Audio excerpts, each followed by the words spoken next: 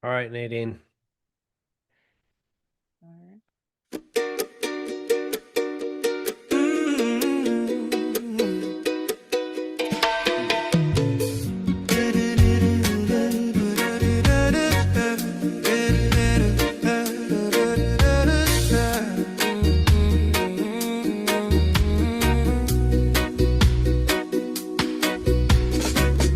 When the weight feels heavy and the road is long, you've been holding on, trying to stay strong. Doctors and paperwork, so much to face, but here you found a safer place. You're not alone, we're standing by your side, helping you through every twist in the ride. With knowledge, care, and a voice that's true, the Disability Digest is here for you.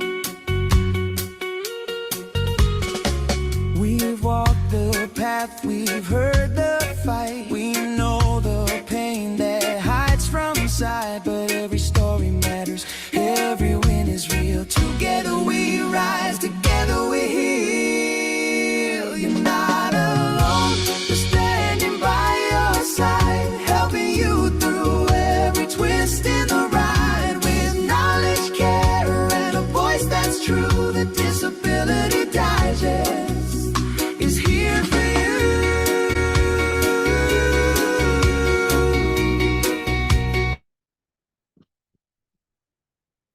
All right. Hello, everyone. Hi, everyone. Welcome. And thank you so much for joining us today, whether you are watching the replay or watching us live. Thank you for being here with us. So if you're on YouTube, please feel free to say hello in the chat and let us know where you guys are watching from. And if you have any questions that come up, um, as we are talking, drop them in and we will be answering them live during the Q&A. Oops, let me just unshare my video. Sorry about that, guys. All right. It's a good picture, Michael. Why not leave it up? Yeah, but I'm pretty sure they want to look at your handsome faces. Okay, so of course, just a couple of few things, housekeeping things before we start our event for today. So once again, this is a live educational event and a replay will be available afterward. And today's discussion is for general education purposes only. We're not providing individual legal advice, and nothing shared today creates an attorney-client relationship. So, for those who may be new, my name is Nadine and I'm with the Disability Digest, 100% free resource focus on helping people get, protect, and maximize their Social Security disability benefits. So, joining us today, our very own Brian Tarian, CEO and founder of the Disability Digest. So, Brian will be leading today's conversation and breaking down why claims get denied or delayed. And we are also joined by Philip Price. Hi, Philip. So, Philip leads one of the most supportive Facebook communities for people navigating the disability process. And of course, last but definitely not the least, Michael Sexton. So, Michael works closely with individuals navigating the disability process and focuses on identifying where claims commonly break down and how to avoid costly mistakes before they create delays or denials. So, thank you so much for being here today, Michael. No, thanks for having me. What a wonderful introduction, Nadine. Great. Welcome, everybody. Thanks for joining. Michael, Philip, Nadine, again, good to have you. The concept that we want to communicate today is to help you avoid having this, oh my God, I should have done that earlier type thing. So we're going to go through with you today, like the treatment, the limitations, talk about what you need to prove and like how you need to navigate and manage your process with the Social Security Administration. As Nadine said, we're going to have like at the end, we'll have a Q&A. And so the Q&A, you can come join us in the conversation and actually talk to us, or you can enter your chat. So for today, I think Michael joining us is a fantastic guest for this because you spend a lot of time at the last stage of the disability approval process, not the very last, but one of the last, which is helping individuals that unfortunately have to go to court. You told me the other day, like you did how many hearings last month, but it was a lot, right? At this point, it's about 18 to 20 a month. So I'm in 18. court all the time running hearing preparations, pre-hearing briefs. It is primarily what I do. Right. Right. So for me personally, I am a huge advocate of having people avoid court. Um, or if you're already approved for your benefits and you're listening to this, going back to court after your disability review. So this is going to serve everybody from when you're working all the way through to being approved. So I want you to just, if you can, stay with me conceptually for a minute. Think about what Michael is seeing when he gets evidence to review and to present to court. It's likely there because something didn't go right earlier. Okay, so we're gonna dig into that.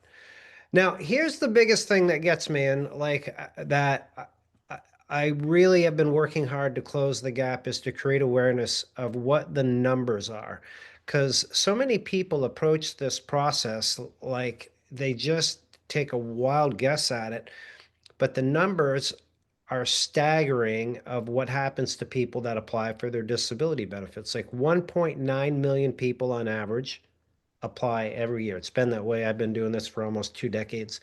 And about 680,000 get approved. That's a massive gap. But when somebody like Michael works on a case or you go through the process here at the Disability Digest, the approval numbers are significantly higher. I'm not going to get into actual statistics. You can ask somebody here if you want to. But so the difference is doing it right versus not doing it right is commonly it, because there's a lot of people that are entitled to benefits that just don't get it. So that's my rant to open this up. Hopefully, again, this will not be you. All right, so to get started here, I'm just looking at my notes. I've got a lot of things on my mind, but the first thing that I want to start with is in the hearings that you do by the time that a case reaches you, Michael, um, people waited for years and you're looking at the files. I mean, do you actually like get this? You should have done this earlier, or, you know, Yeah. yeah, Yeah, yeah. very often. Almost every single case that I come across, I mean, 20 times a month, every single case has something that should have been done previously. Sometimes it's so significant that it kills the entire case. Mm, And it could have been started anytime. And I mean, they've been filing. By the time you get to the hearing stage, you're probably years into this. It should have been started at the beginning. It could have been started a year after the yeah. beginning.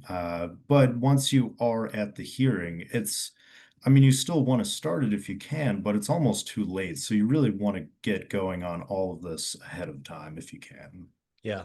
And folks, what we're sharing with you is not what you need to do is not like legal jargon. It's not complicated.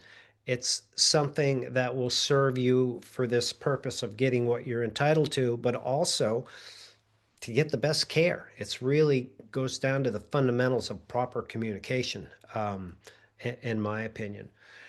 Um, all right, so like what can somebody do to like avoid the worst case scenario? Let's start with that. Like if you're looking at it and you go, oh my God, that's like the worst thing that somebody can do.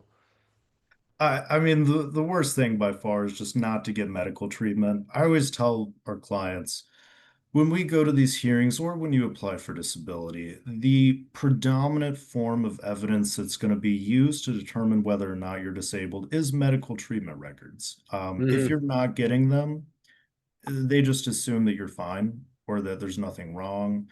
Uh, it is almost impossible to win a case without treatment. And I have gotten into arguments with people about this because they'll say, well, that's not fair.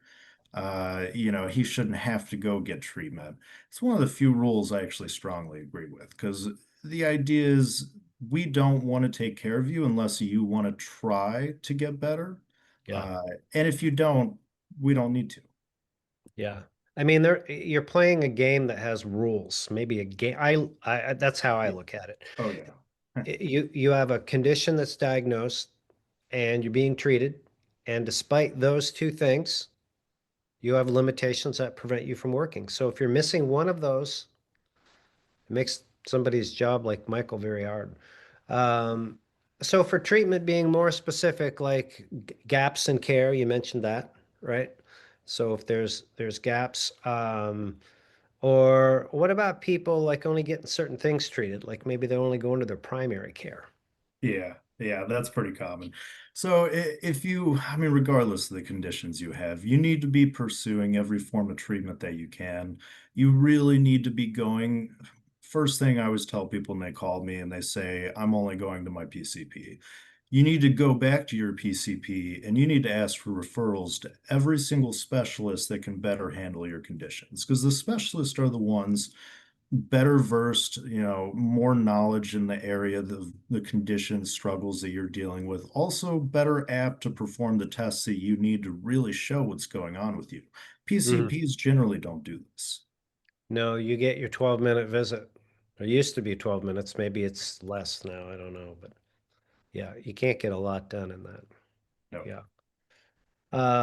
Yeah, and if you're listening out there, you're probably like, oh my God, it's just, I don't feel good. You're telling me to go to the doctors and I don't have any money and I don't have a ride. I get it.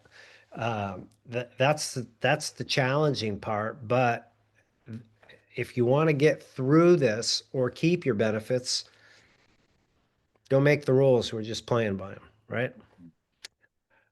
Um, Okay, so with people stopping treatment because of money, how do you address something like that? Like, it's especially with the way insurance is going and the whole Medicaid thing, it's going to be hard.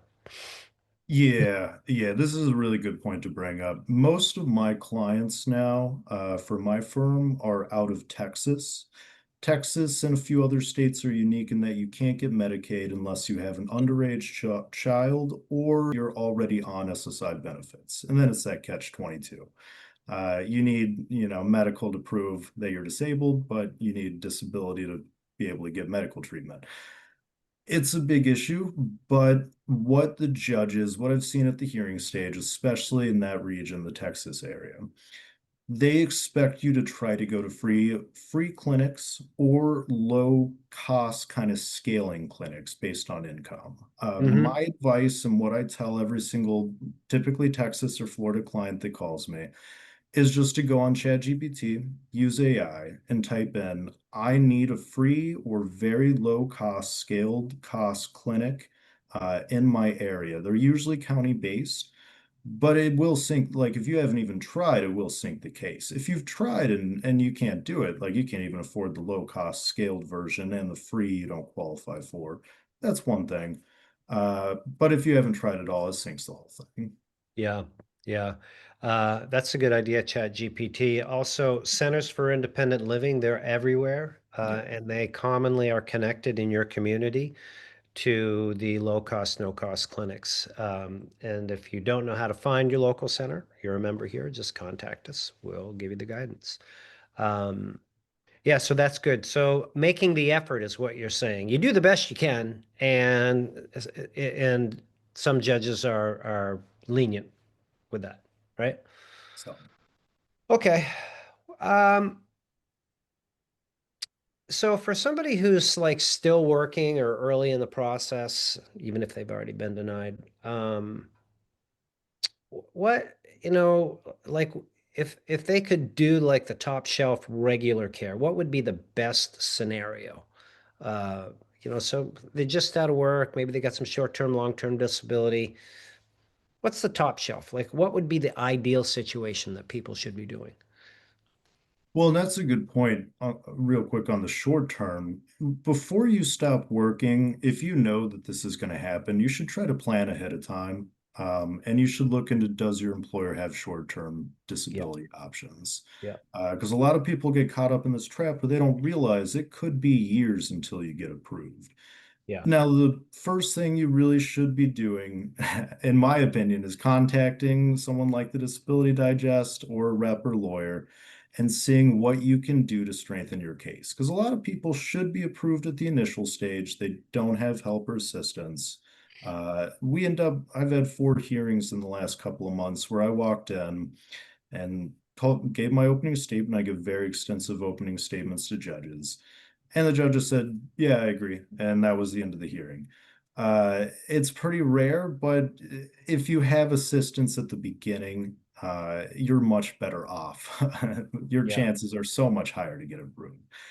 yeah. As far as what you can do otherwise, getting that medical treatment is the most important. What I tell everyone, your job as a disability claimant is to become a professional complainer.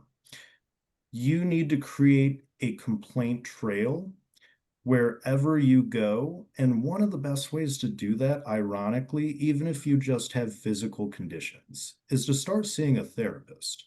And this is what I tell all of my clients, because that therapist, you get to go every other week and you get to complain about every difficulty, struggle, limitation, condition, symptom that you have. And creating that complaint trail is the most important thing for your record. That's a good point.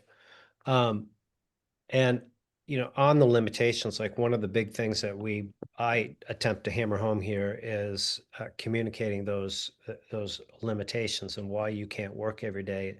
And the masses are programmed to focus on their diagnoses. I just day in and day out, the work that I'm doing right now is with the clients that we have that we're helping get approved, and it's just ongoing. It just takes a bit of a learning process because it's a whole different area. Um, so is it, I mean, maybe I don't know if you can answer this or not, but when you look at a record, like, is it common? Can you see that there are sometimes actually this is done right, where limitations are in the records, like, 10% of the time you can see can't sit for 15 minutes, can't Mhm. stand for 20 minutes, can't focus or be on task for more than 20 minutes. Yeah, yeah. I mean, if you go in and tell them every single time, the doctors and therapists put it in your medical treatment records. And if every single appointment, 3, 4 times a month has the same statements that you're limited in this way, you can only sit for so long, it creates such a powerful, substantial trail. And I'd really give air to caution on telling any of your doctors that you're better, you're doing well, because everyone has good days and bad days. And I mean, there's this case that we just had. We won on remand, but they lost the first as a hearing I did for another rep. They lost the first case, and what the judge cited, issues carpal tunnel in the right hand, should have won the case. One time in the record, they told him I no longer have pain in my right wrist. Every other time, probably 150 times, they said I have a lot of pain in my right wrist. And the judge can just say, well, says doesn't have pain in the right wrist. It must be better, and that's no longer limiting. Yeah. So be cautious about that. Yeah. So it's back to the limitations. If you do not provide, what is it that Rose uses? Quantifiable. Quantifiable. Love that. Yeah. It's good. Quantifiable. Yeah. So that you can clearly understand it. Um, do you have some examples of like bad limitations and information that you're seeing in some of the evidence that you work with? Yeah, yeah, I definitely do. And bad limitations, just like that. Saying that you're better, you can do well. Also, keep in mind your doctor, your therapist, especially your physical therapist, because this is the one I see the most, is not your best friend. You don't need to go in there and tell them that you gardened over the weekend. Typically, the reality is that you tried to garden for 3 minutes and couldn't do it. If you tell them anything about it, you need to be explaining what actually happened, that you had to sit down right after your back was Right. killing you, had to lay down for an hour. Because what gets put in the record is that you can garden. You can go in, bend down, shovel dirt, plant Mhm. heavy pottery. You want to avoid this entirely. Mm-hmm. Um, Mm-hmm. I mean, I can't tell you how many times I've seen this. A person goes hunting and they laid in the truck because their back went out. They weren't actually walking miles and miles through the woods to hunt this deer. They were laying in the truck the whole time while their friends did it. You need to be very cautious about that. Yeah. Yeah. Yeah. Don't leave room for interpretation that something Yeah. that you did is Mhm. something that you could do all the time. Mhm. And Yeah. also be honest about your limitations. Like the number of times I start hearing preparations, and we're years into the process at this point, Mm-hmm. and Mm-hmm. I ask, you have this terrible, stenosis in your back, degeneration in your back, osteoarthritis affecting your shoulders. How long can you stand and walk for? And they come back with an hour or 45 minutes. I'm in pretty good shape. I'm young, but I'm in pretty good shape for my age. If I'm walking for an hour, which I can, I am done. Like I'm very tired. If you have those conditions, you are not walking for an hour. You need Mm-hmm. to get an accurate portrayal. And the best way to do that is to think about the grocery store or to think about these other real life scenarios, walking around a block in a park, and to give those examples to your doctors, not just saying I can only stand and walk for 15 minutes, but to say I was at the store walking for 15 minutes, my back went out, my leg was hurting so much I had to sit down, I had to go hide in the truck for an hour. Uh, it's much more powerful painted picture when you give examples and depictions of what happened. Yeah.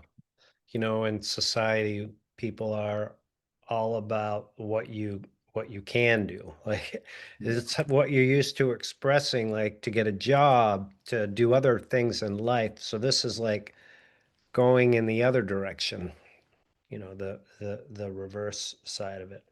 Um, all right, so you touched on something there a bit, which is credibility, because you want to be consistent, right? So in looking at the evidence and pulling it together from a credibility standpoint, what can you share with us, like things that you commonly see that limit one's ability to get approved from a credibility standpoint? Is there testimonies or working or social media things, anything like that? Yeah, yeah, we'll certainly be cautious about your social media. What I tell people is assume that someone always has a camera on you when you leave the house. Mm-hmm. If you tell the judge and Social Security that you always need to use a cane every time you walk and leave the house, you need to be bringing that cane and using it every time you walk and leave the house. If it's a walker, it needs to be that. And just recently we've been seeing these disability fraud investigation units that have been following clients. It's not super common, likely, almost very unlikely to happen to you, but you should assume that they are. Yeah. And it kills a case. We had one hearing not long ago, needs to use a cane every time he leaves the house. But the one time that they tailed him, actually two times, he didn't have to use a cane and he could pick up a backpack and sling it over his shoulder.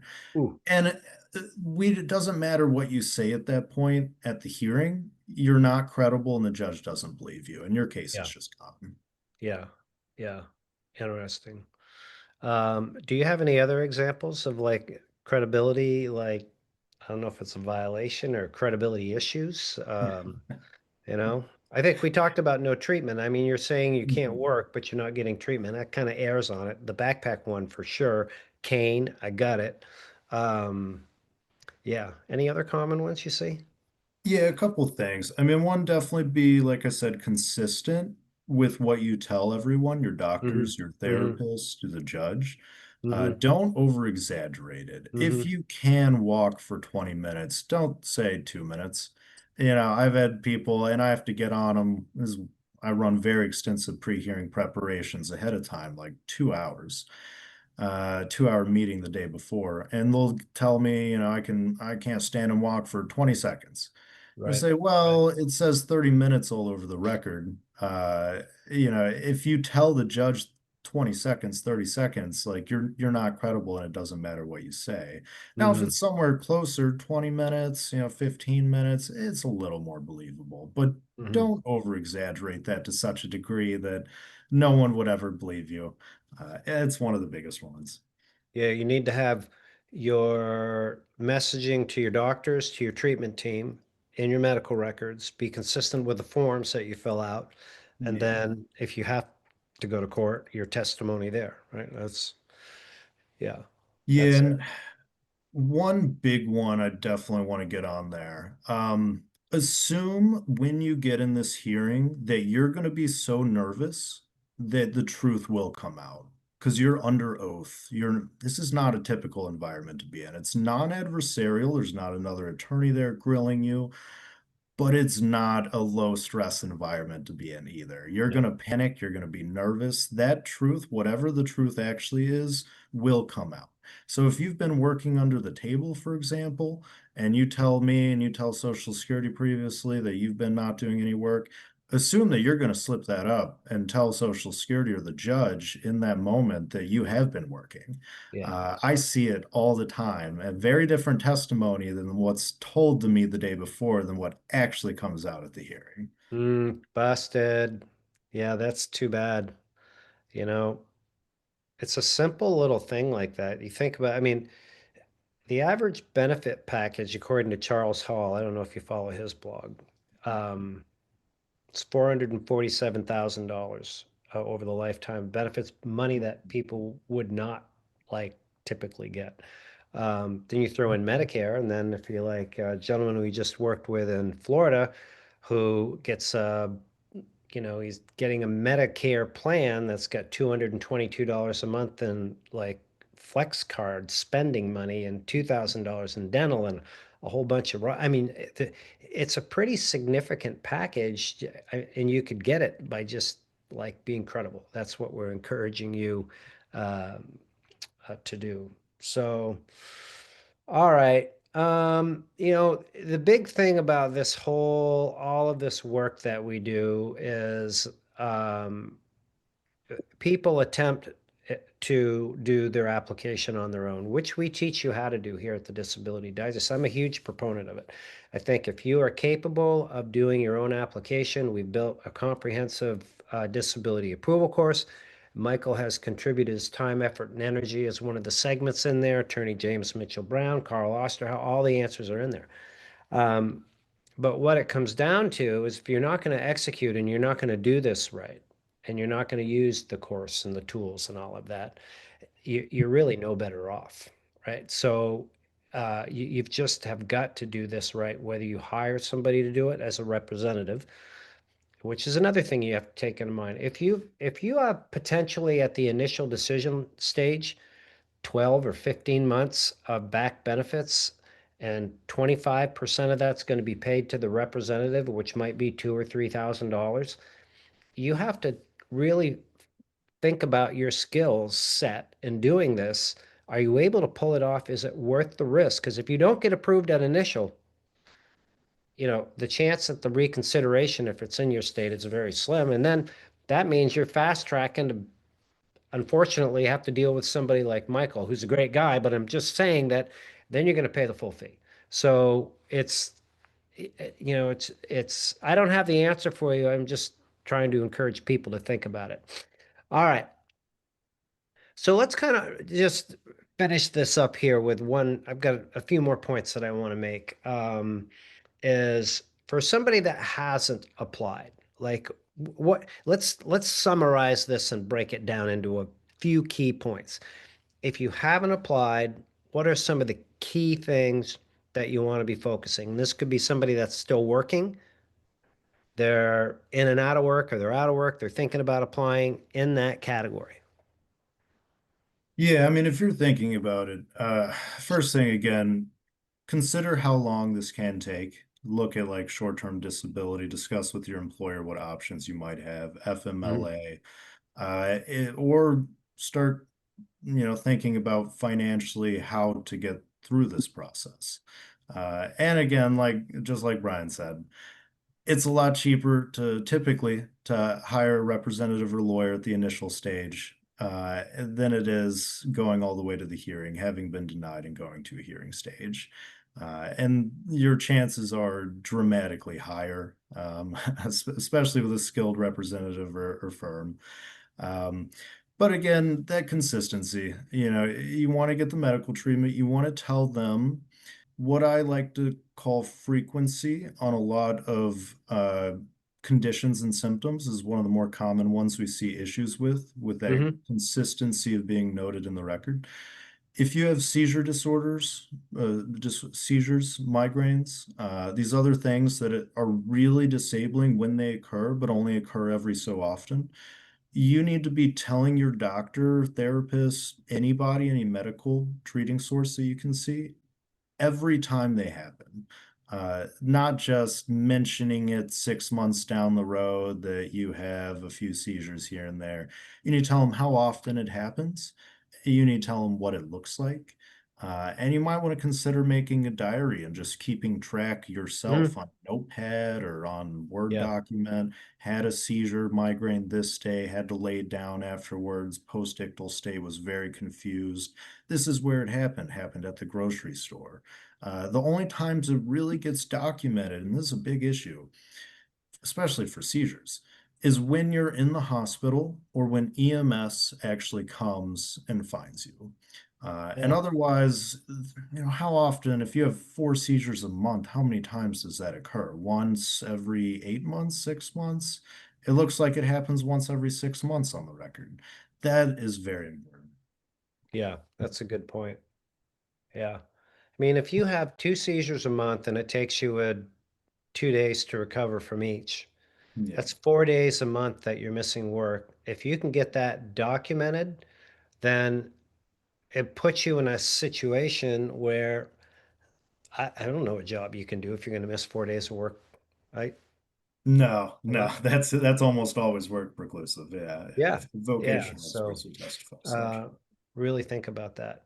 Okay. Here's one where people like, they put their application in and they're like, they hit the set it and forget it. They already applied. Like for Mhm. somebody that's already applied, they're like, oh, well, it doesn't matter. I'm just going to wait and see what I get for a decision.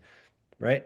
So, what advice would you have for people in this category? This one is just this is a tough one to get that like you're not done yet. Yeah. Well, again, I mean, take it seriously. Uh, get advice like the Disability Digest. Get professional advice on what you need to do throughout the process, especially with the forms, because they do, when an adjudicator is assigned, they send all these function reports, work history reports, questionnaires. They Yep. deny people on that all the time. It's not a job resume to explain what you can do. This whole process is based on what you can't do. Um, that one is so very important because I can't tell you the number of times that we see just someone put something ridiculous on their function report and it kills the entire case. Yeah. But also that credibility, don't don't go to your medical doctors thinking that, or going to see a therapist in this process, thinking I need to get better. And if I don't get better, then I'm going to stop going because this therapist isn't very good. You need to look at it like a job and a pretty high paying job when you think about it. I mean, SSI is probably the lowest form of disability financially. Hmm. It's still about 970 something a month. If you have 2 appointments with your therapist per month, that's $400 an hour. You need to look at it that way. It's a pretty high paying job.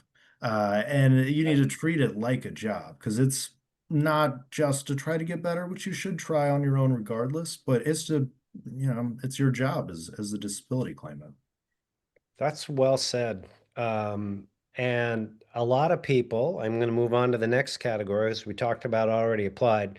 I'll just mention this as well.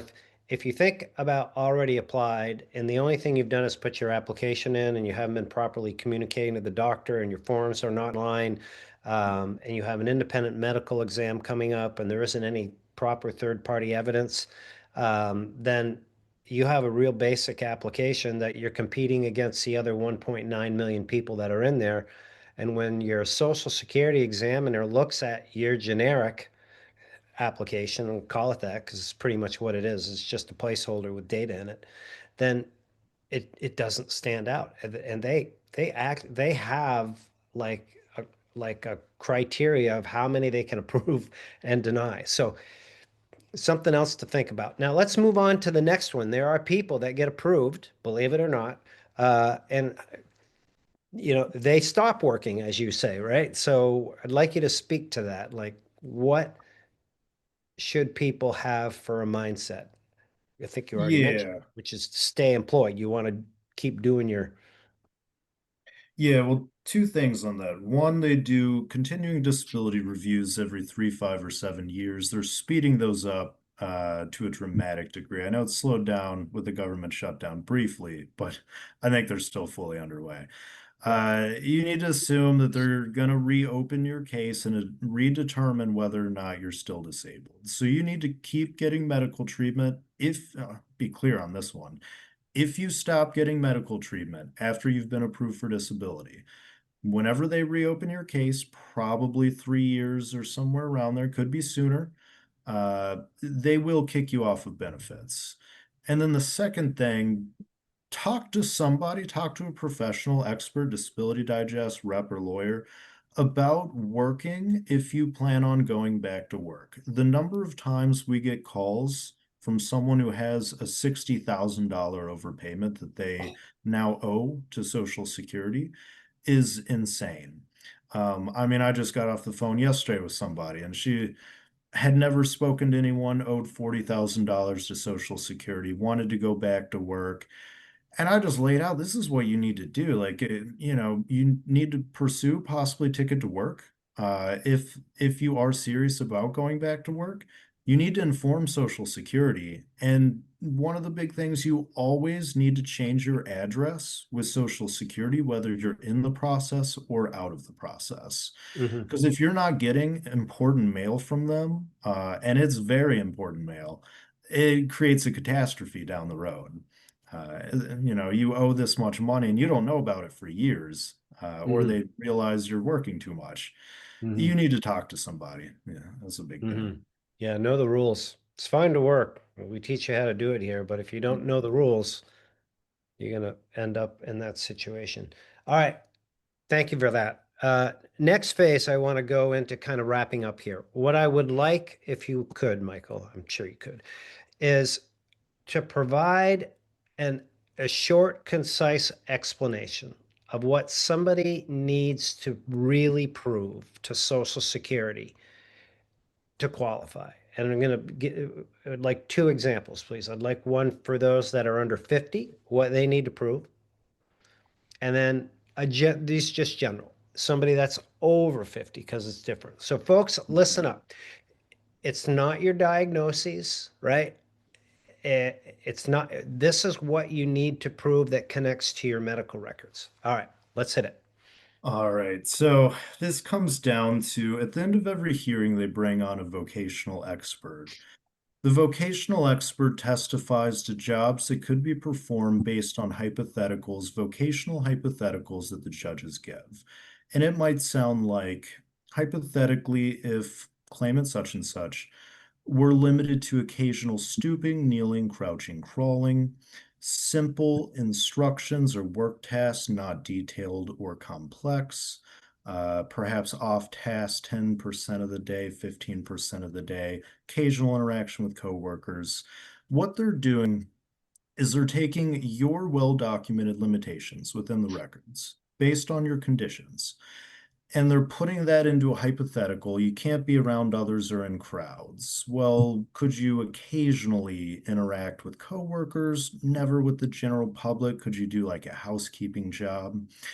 And under that two different disability standards, under age 50 and more generally over age 50. There's an over age 55 too. But under age 50, the highest disability standard in the world, you have to prove that you cannot do any job that exists in the national economy on a full-time basis. It's ridiculously high of a standard, and that job has to exist in substantial numbers. It can't just be some random one-off job somewhere, and without accommodations. So then what we're looking at on the physical end, you need to get documented how long you can stand and walk. Do you need to use a cane? That's a big one because I come in at the end and cross-examine the vocational expert with my own hypotheticals. What that usually looks like is, do you need to use a cane, and for what purpose? Is it a little bit of pain, or is it for balance? Because you need to be telling them, if I don't use this cane, I will fall. Um, or, how long can you sit for before you're in so much pain you need to stand up or lie down? How long you need to elevate your legs for to alleviate pain, pressure, swelling, edema in the lower extremities or feet? Or on the more mental end, how often you have panic attacks, difficulty getting out of bed, really bad days where you can't even leave the house. What types of environments trigger those kind of panic disorder, those kind of really aggravating conditions, acute disorders? Interacting with others, being under stress, criticism from supervisors. Do you have anger? Have you been fired from those jobs? Can you respond to criticism well, or are you going to blow up on your manager? These are the kinds of things that I come in at the end, cross-examine with. And that's how we win the case. So it needs to be well documented in the record. Now, over age 50, a little different, not on the mental end, same standard, pretty much on the mental end. On the physical end, they don't expect that you can do, unless your past work was this, sedentary work, like our jobs, where you're sitting in an office type environment 6 out of 8 hours a day. You are reaching forward with your arm. You're using your hands, wrist, and fingers for something like typing on a keyboard, putting boxes together, folding them, stamping mail. And for that end, it's a little bit easier of a standard, still difficult. The thing that you most want to get well documented, especially if you have carpal tunnel syndrome, osteoarthritis, rheumatoid arthritis, where it affects why you can't reach forward, why you can't use your hands, wrist, and fingers. Okay. Uh, and it's a tough standard both ways, but getting those limitations documented, most important. Yeah, that's well said. All right. So it's not your conditions, folks. You heard it from Michael. We've talked about the limitations, getting the limitations in your medical records, getting it consistent in your forms so that you have an opportunity to get approved. A few other things I want to touch on about the limitations in that is one of the things I'm seeing a lot lately is people are looking in their patient portal at their post visit like notes, and which is fine. It's a good thing to do, but there is a difference commonly between what is in your patient portal and your full medical records. And ideally, you want to pull periodically a full set of medical records that has everything, and that's what you want to look at. Because when you go to a hearing or at the initial application for Social Security, they'll request your medical records. So if you're not seeing everything, right, that puts you at a disadvantage. That's one. And the second thing is, a lot of people that I am seeing now and interacting with them is they're thinking, all right, well, I went to the doctor yesterday, had a visit, and I'm going to send that in to my case file, which you can do. That's your right. You have the ability to upload it or have a representative. And this is my opinion on that. There's certain information that is helpful for your disability case file. And there's information that I believe is detrimental. If it's just standard office visits and it doesn't show that you have a new condition that further limits your ability to work or a condition that is increased in severity, that further limits your ability to work, all you're doing is clogging up your case file.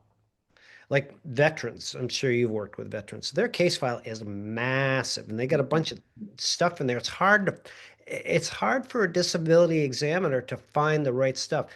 So a good, clean, neat Social Security case file that has documented medical evidence that communicates what we're talking about here today is the top shelf way to do it. So don't clog up your case file because going to the doctor is expected of you. Like Michael said, those are consistent treatments. And then the other thing too, I don't know if you experienced this, but the communication protocol that people have, this is a legal process.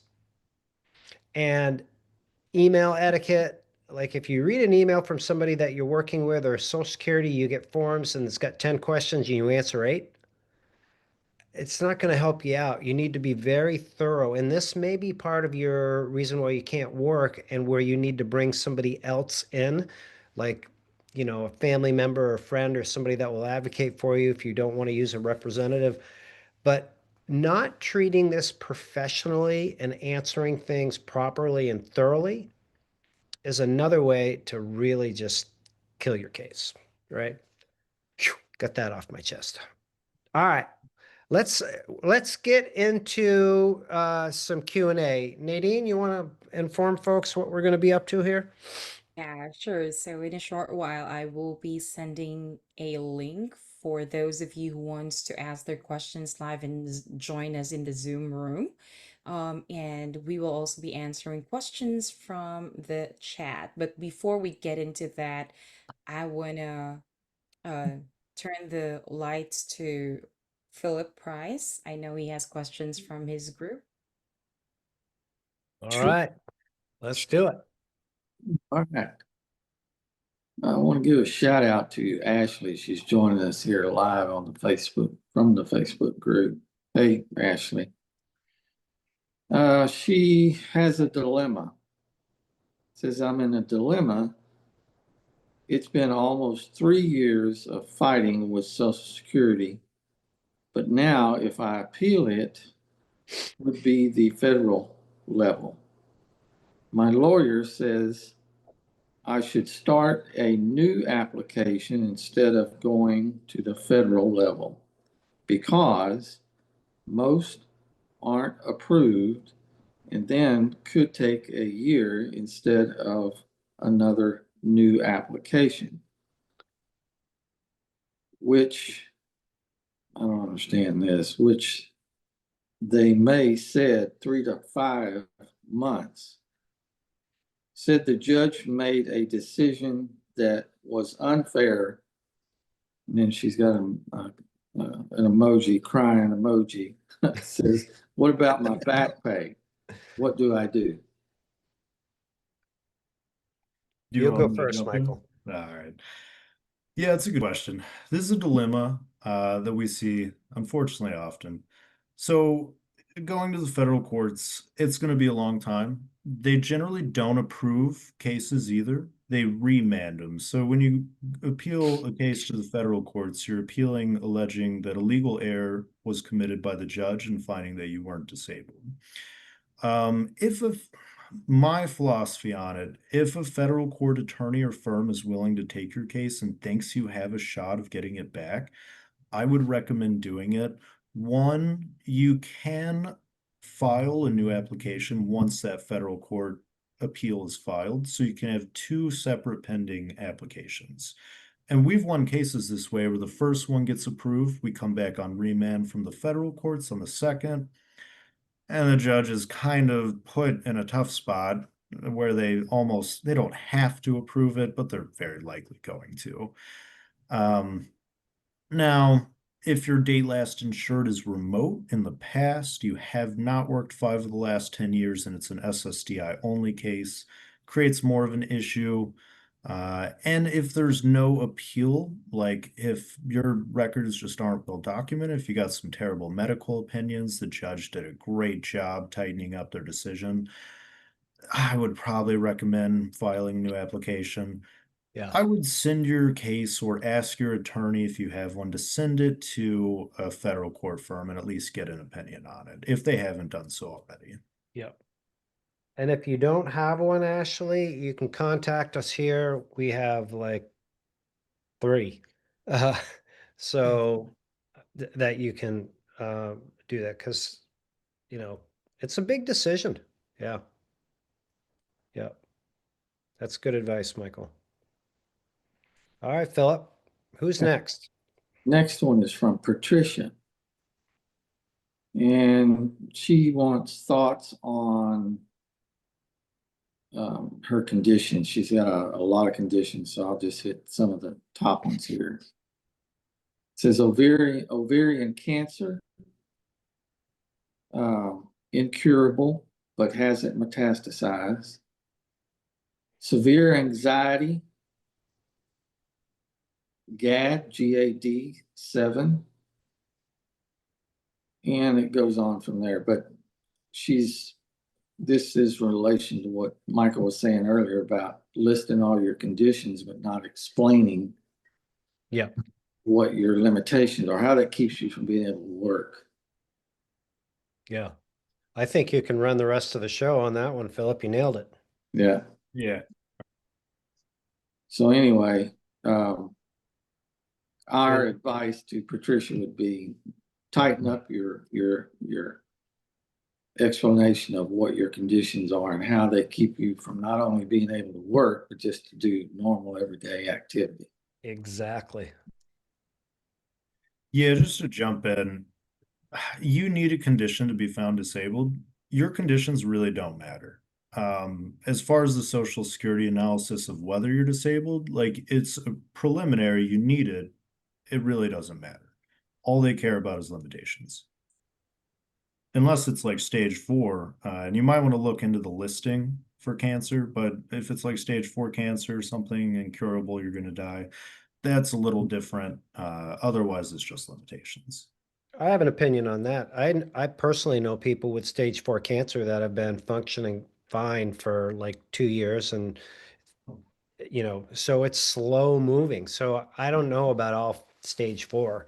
Like this individual, I don't think anybody could get him approved because there isn't any limitations. Walking, running, all that stuff. Stage 4.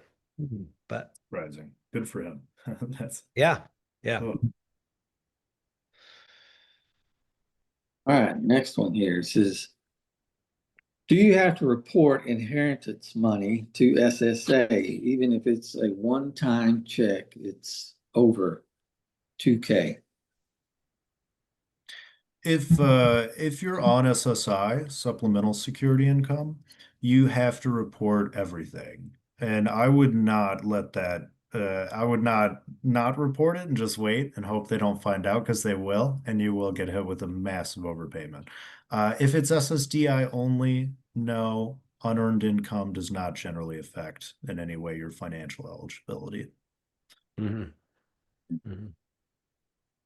All right, let's see here. This one says, need advice on how to fire an attorney. You just fire them. I was denied for a second time yesterday, and during the second attempt, I never received any correspondence from the attorney's office. I tried to contact them twice and was always placed on a call queue that stated there were over 100 callers, and the number never decreased. Unfortunately, I did not document the calls. I am so frustrated and feel like giving up. That's a good one. I have a few things to say, but Michael, I'd like to hear from you. Yeah, well, just from the procedural end, you can go down to Social Security, tell them, your local field office, tell them you want your lawyer rep withdrawn. You can also, I think it's the SSA 795 statement of claimant. You can just write on there name, social security number, personally identifying information. I want my lawyer withdrawn, sign it and send it into your field office. Yeah. I mean, this is an interesting one because they're having a service challenge, but from my perspective, I encourage people to make sure that they are firing them for the right reasons.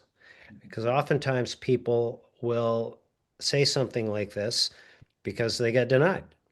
And they got denied at the initial, they get denied at the reconsideration, and actually they got a bunch of junk in their case and they don't have their limitations and they think they're entitled to it.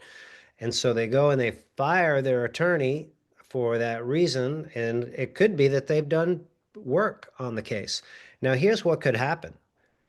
If they have done work and it's documented, then they can file a fee petition, SSA 1560, and they can request payment when that case is approved for the work that they've done on it. I know because I've done it. And and what that does is if you have $9,200 in possible back pay and you've done $4,000 of work in your fee petition, then the difference between the $4,000 and the 9,200 is what another representative could get. So you have to be careful about putting yourself in a situation if you need another representative that it's not attractive because you're firing somebody for the wrong reasons. Can limit you. All right, let's see here. It says, I'm collecting 90% VA rating. Just applied for Social Security disability. Will the VA rating help? This is always a tough one. Yes and no. Yes, in that they're supposed to consider the VA rating of disability, and it's looked at as like most likely what you have rated 10, 20, 30, 40% on different conditions. They are severe conditions. Now, that said, keep in mind the Social Security disability standard is dramatically higher and in no way related to the VA disability standard. VA just, you have this condition, this one, stacks them together. Disability, Social Security disability, you can't work full-time job anywhere at all. So generally, no. I will say about that, VA records are not the most helpful. If you can afford it, I would look into getting civilian insurance or some type of civilian treatment. Seeing a PCP, having a specialist, we tell them this all the time, our VA, our veterans. One of the best things you can do for your case, because VA records are just, I don't know what those doctors do. They don't put limitations in there. They will not give limitations. They rarely even put symptoms. They almost only put conditions and whether you're homeless, have a drug addiction, alcohol addiction, and that's about it. Yeah. That's all it says. Yeah.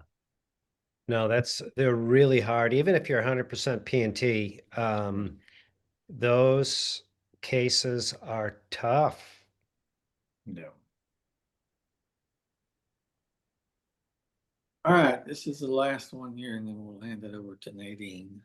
All right. It says, how common is it for the appeals council to vacate ALJ denial due to substantial evidence and error of law? And this member that asked this question actually sent in the copy of the denial letter from the appeals council, and I was reading through some of it, and the reason for the denial that the judge gave, I guess, was she had a cane and it was prescribed to her, but it wasn't brought up in the hearing. There was no evidence of the cane in the hearing. So Yeah, how common is it for the appeals council to vacate ALJ denial? not super common. I think last time I checked, the appeals council vacating and remanding decisions was like 12%, maybe somewhere around there. I mean, if you're with, Disability Digest, skilled representative lawyer, it's a little more common because we try to get those appealable issues into the record ahead of time. But yeah, not super common. Now they are going to remand likely back to the judge for a second hearing. So Yeah, I assume they love that too, don't they? Yeah. Yeah. Being told you made a mistake. Yeah. Oh yeah. Yeah. They love that. All right, that's it, Nadine. Thank you, Oh, Philip. thank you so much, Philip. I really love our topic for today because I can totally relate to it. I talk to our members every day, and I have to ask them the question about why they're not able to work. And most of the time, they would start nagging about their conditions. That's very common. So today's topic helps me a lot on how I would position my questioning during interviews. So thank you Mm-hmm. so much. I myself have learned a lot today. All right, so while we wait for someone to join us in the Zoom room, I do have a couple of questions here from Facebook and from the YouTube chat. A question from Marie Wolinski Politakis. Wow, what a name. Very long. Will Social Security automatically get updates every time I visit one of my doctors? This is a good question. No. The flat answer is no. So, but be careful with that. So every time you appeal, file, when you file, they ask for all the medical treatment sources, where you've been, you get it listed there. When you appeal, you list out all the places that you've been to recently. If you've been to a new place, you need to contact, if you have a lawyer, you can tell them, but you need to contact the adjudicator. Let them know I've been to this new place. Here's what was done. We need to get these records ordered. But also keep in mind that most of this process, why it takes years and years sometimes, is waiting for an adjudicator to get assigned to your case. So you file, you get the basic procedural stuff done, and then your file just sits there for, in Texas, for example, 8, 10, 12 months, waiting for that adjudicator to get assigned. Until that happens, nothing is done in your case. And if you bombard your file, say you have like a MySSA portal, you bombard your file with different documents, we've found it makes it more likely that you get denied because they don't want to deal with it. Or the judge is upset now because there's 80 different medical exhibits they have to go through and it's not all in one place. So they'll send a letter too when that adjudicator gets assigned that says like, hey, we need medical treatment. Where have you been? They'll kind of say, we're working on your case. Let us know if there's any changes. And they have a phone number and extension on there or a fax number. Same thing if you have a lawyer, and I just had to fire a client recently for this reason. Some of the states, if you file, it might take 10 months. Do not blow up your lawyer rep every single day with some new medical thing. We still have to wait 8 months before a single thing gets done. When it starts, like we do a lot of work on that. And when you're actually assigned, that's when we really go full gear, get involved. But until then, there's nothing that can be done, and we can't just upload 100 files into your claim before the adjudicator gets assigned and then watch you get denied for it. Yeah. So also be cautious on that. Yeah. Good point. Yeah. Yep. So much for that. That's very informative. Next question that we have here. This is from YouTube Anonymous. Have you ever won a case based on your brief? If so, what is your secret sauce? Well, we have pretty good briefs. On average, I think we do like 11 to 14 page pre-hearing briefs, most of it consisting of the chronological summary of supportive medical evidence we pull throughout your ERE file medical records. Yeah, we've won cases on the brief quite a few times. We'll get on the records occasionally. Those are not so common depending on which judge you have. Some judges it's more common. I won't say there's really any secret sauce. If the case should have been approved previously and now we're at the hearing stage and it's very clear, the brief outlines it for the judge and makes it easy for them to say, there's no point in going through with this. Mhm. CE gave market limitations. Psych eval was done, market limitations, clearly meets a listing. stage 4 cancer, lung cancer or something, clearly meets the listing, has had it for years and years, no remission, inoperable. Yeah, there's no secret sauce, but our briefs are strong. Yeah, we took several professional brief writers, and that's all they do, and we merge their brief into one kind of singular unit that we submit. Yeah. Probably a brief is not the right term. It's more like an extended, like Like a document summary. summary. Okay, next question. If at initial and reconsideration the DDS finds impairment severe, does that strengthen the weight of the finding? For example, does a concurrence of different MEs, I don't know what that means, make the findings stronger in the eyes of of an ALJ? That's a pretty well-written question. Yeah. Yeah, it is good. Well, it's kind of a two-sided question. To the second one, does a concurrence make it stronger? Yes, absolutely. The more times you have a doctor saying that you have this, that you're struggling with this limitation, the better off you are. I mean, the best example is if you have multiple functional capacity evaluations done showing similar results, neuropsychs done showing similar IQ scores, psych evals both giving marked limitations, there's no stronger piece of evidence and can be in the record, especially for me going into a hearing with the judge, than multiple concurring sources giving very limiting limitations in there, or work preclusive limitations. On the first one, um, not so much. It's bare minimum, kind of going back to like you need a condition to be found disabled, but it's more so about your limitations. If they find severe limitations, it's step 2 of a 5-step analysis, a sequential analysis in determining whether you're disabled. It's like you need it, and we do win cases where they find no severe impairments at the initial and reconsideration. That does happen sometimes. But it's bare minimum. And then it goes into what are the limitations. It's not determinable either way. Next question. In preparing and presenting a pre-hearing brief, what is the structure that you usually follow? What points do you raise and counter? Do you ever latch on to findings in a DDE if it's beneficial? These are good questions.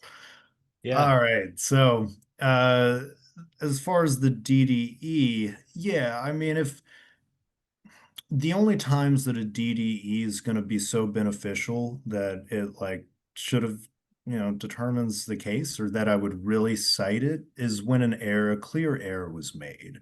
And I always look at the DDE, especially sometimes they'll do like occasional handling and fingering limitations or reaching laterally, and they still find jobs. And then I'll definitely cite it to the judge and I'll say, even in the past, they found this.